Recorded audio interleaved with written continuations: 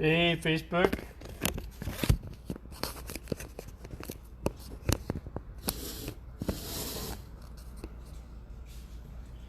Hey, how's everybody doing? It's TJ from New Mexico. So it's about 10 to 6. So instead of cooking with TJ, we're going to do cleaning with TJ because I'm thinking about maybe ordering out.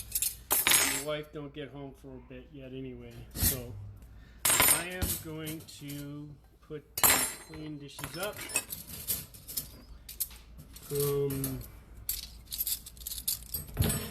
Last night or whatever this morning. I'm doing video gallery. So I'm going to put these up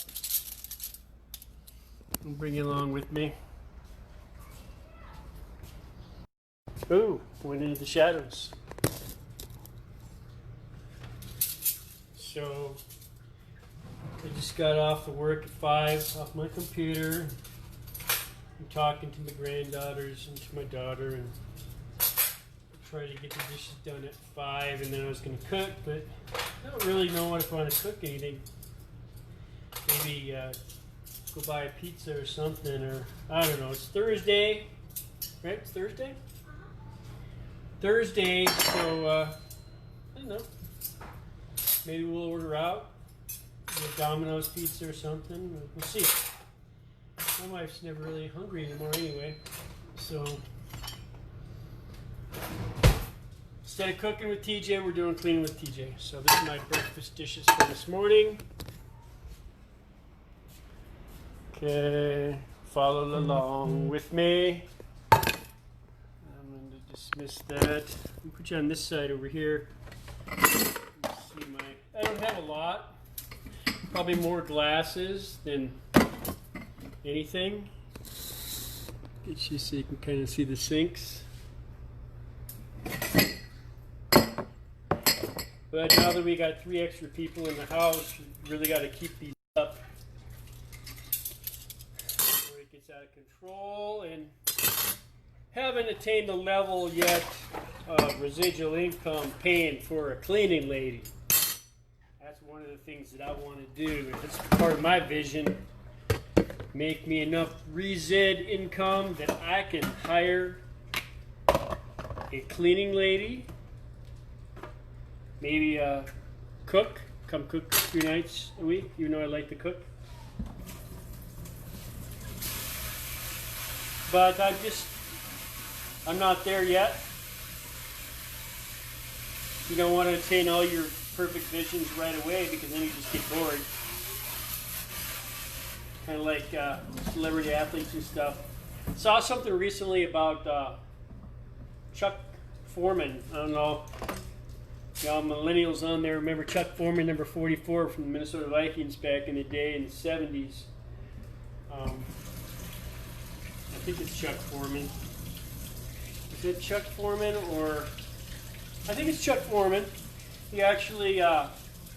he got on one of the Olympic teams and made the American USA bobsled team one year in his 40s, I believe. And his most recent thing, this is probably maybe 5 years ago, I think. Correct me if y'all know what I'm talking about.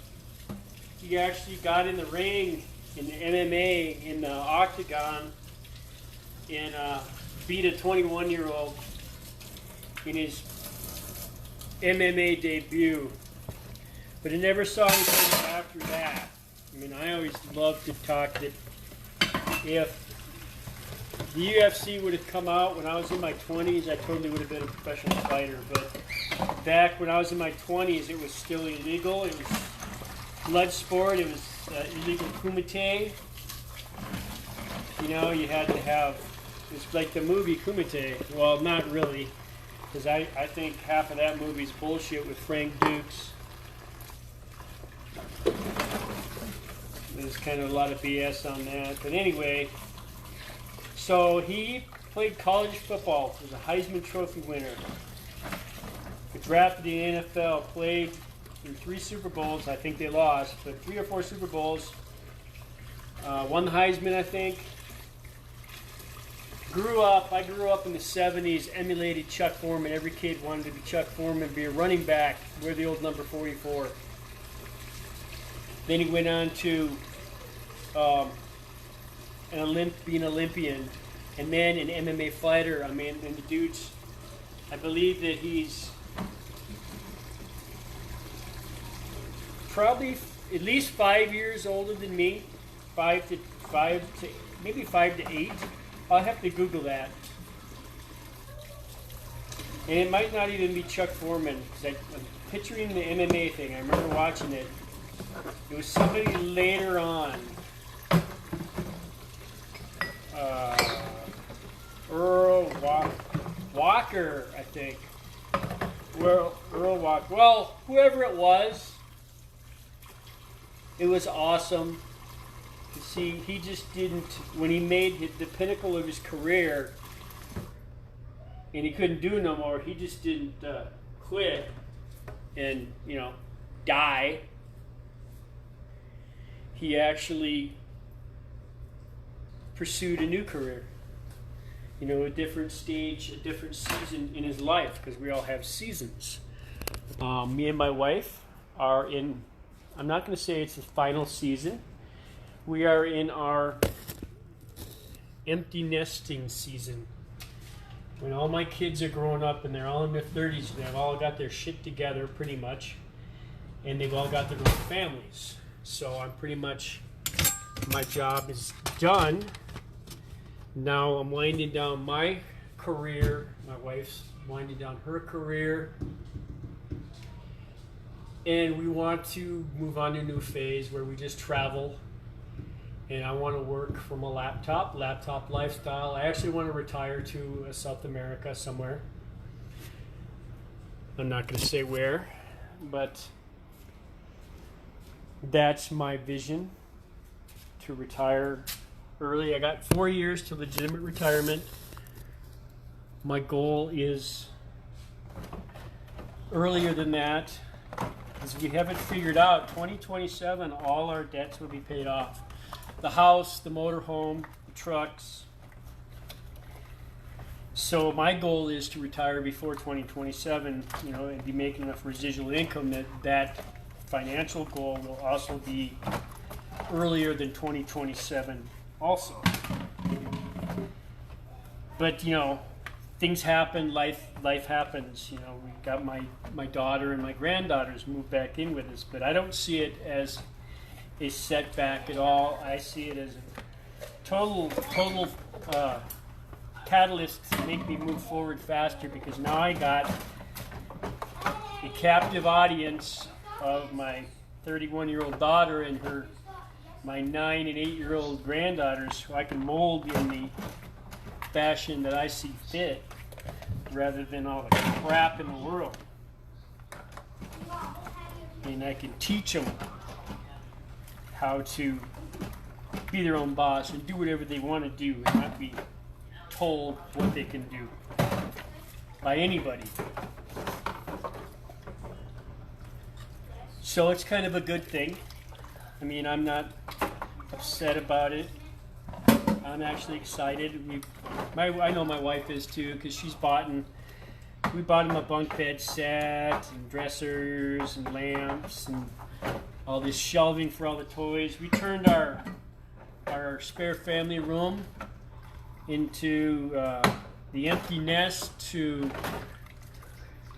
Rugrats Playhouse. If any of you remember the Rugrats. But it's not, I don't feel it as a burden or nothing like that. I mean, I know I want my daughter here to heal and to positive direction and accomplish all those things that I know she wanted. She, married and raised a family. And I think with her being here full time, I'll be able to rub off on her. Because I tend to rub off and vomit on people a lot. I do have to get that in check, like the Bible says, keep your tongue in check. But it's all working out. Everything is really good. I mean, I have bad days and good days. I'm sure everybody does. You know, I was on administrative leave for 18 weeks. I was getting paid, but my mind was starting to wander and go down a rabbit hole now and then. It still does if I start watching anything about politics. I don't watch the news, but I've kind of gotten hooked on watching the YouTube politics and stuff like that, and the blue, red, right, left, all that crap. You know what I mean?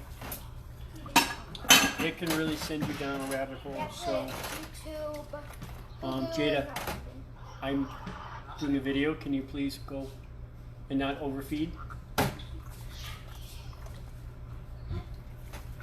Because you got it way up on speaker. If you saw that was one of my granddaughters. It's my older one talking to her daddy. But it's not a bad thing. I'm actually really excited about it. We've got all this extra life and future. They're our future. I can make sure that they get indoctrinated, if you want to call it that, in the right way. Not with all the crap that's going on. Had a really good talk. See, she heard me. She's talking about maybe we're going to go out to dinner. But I have to wait till my wife gets home and we'll see what we're going to do. But, oh, let's not clean our way, I'm sorry. But like I said, it's another chapter, it's another season. Changed my mindset a lot in the last almost 2 years now, coming up on, since I really dove in trying to create my dream life for me and my wife. You know, it used to be that I was going to I wanted to leave a legacy for my kids and grandkids, but I'm looked at it more selfishly nowadays, and I'm like, I did my part. I raised them the best I could. They're adults. They need to create their own legacy. I'm not going to waste all my energy on convincing them and helping them. So, and you know, and I got an older son that I really can't have conversations with him because he's so angry. So we hardly ever see him, and his wife is about to give birth to my 7th grandchild. But hopefully when that baby's born, he'll chill out and mellow out, just like my best friend of 40 plus years. Me and him kind of like, man, divorced. Because the last time I saw him, I felt he was so much full of anger and negativity that yeah, don't mind the dogs. I'll grab this and we'll go outside. So I'm going to carry you with me, so I'm having a good conversation with myself and you guys. How you doing, Carol? So, what was I saying? Yeah. So I had to quit talking, you know, but we haven't totally broken up forever. I send him messages and ask how his grandbaby is, because his daughter had a baby, and he's getting nicer and nicer, and he's starting to follow my stories and stuff like that, and maybe I'm dripping on him, but I can't be around that total negativity and the doom and gloom and drama, trauma, and all that stuff, man. It just don't work for me. That's why I actually like working from home, because I don't have to drive in and deal with the traffic drama and trauma, road rage, traffic jams, and then go and hear the trauma and drama of all my coworkers, which are 98% female, cackling, all gossiping for 8 hours a day, and whispering and conspiring, crying, and all that crap. I mean, I've been working 8 hours a day for the last 3 weeks now, and I actually dig it, because, you know, and there's my better half right there. See? She brings home the bacon, and I fry it up in a pan. No, It's my wife Kimberly. So if somebody wrote a really cool comment, I can't read that right now. I think I'll read it in a bit, but thank you whoever put this comment. Mike Crow, thank you.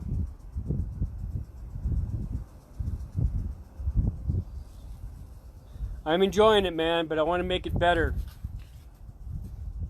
I want to make it better. Travel copywriter.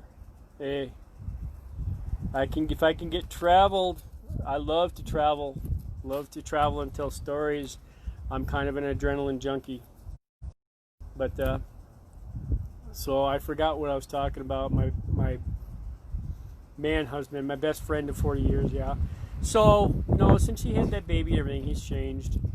Like, my mindset's changed. I'm dripping off onto my wife, trying to get her more positive, trying to get her out of her job. She works with two very negative people that are kind of lean towards the other direction, if you know what I mean.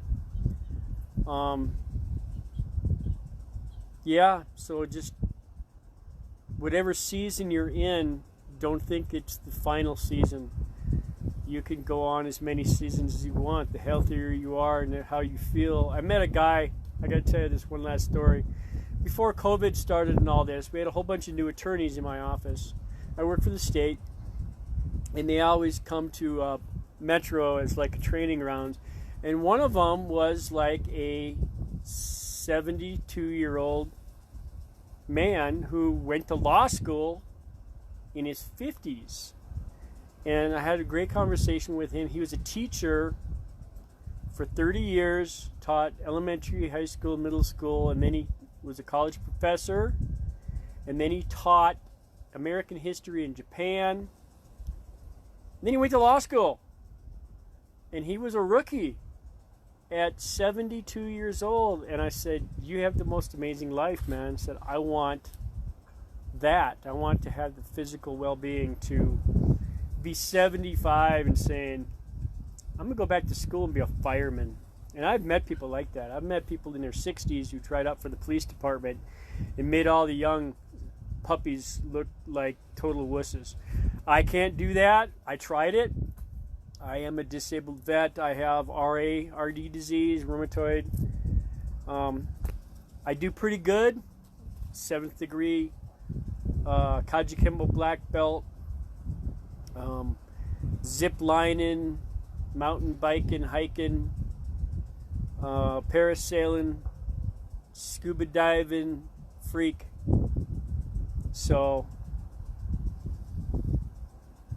don't worry about it, man. You want to learn something? Check out the link I put in the description on here. You can start to learn how to change your life for $1. Jump on there and check it out, man. So y'all have a good night. I gotta go find a good restaurant to go to where I don't have to wear a mask. Peace out.